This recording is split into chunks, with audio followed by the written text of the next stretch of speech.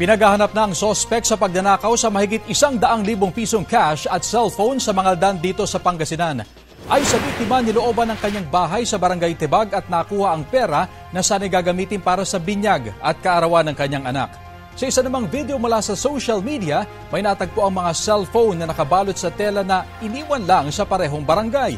Hinala ng mga otoridad, ninakaw rin ang mga ito ng parehong sospek na nanloob sa bahay ng biktima. Nagtutulungan na ang mga opisyal ng Tibag at kalapit na mga barangay para mahanap ang sospek. Naipaalam na rin ito sa pulisya at iniimbestigahan na ang insidente.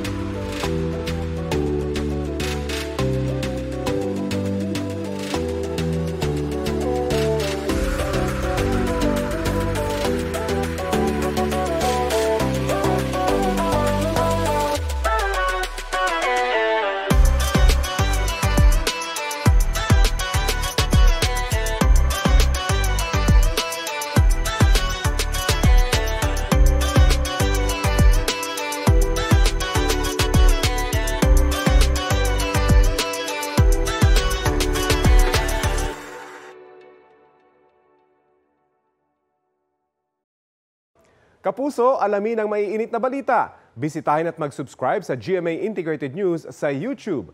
Sa mga kapuso abroad, samahan niyo kami sa GMA Pinoy TV at sa www.gmanews.tv.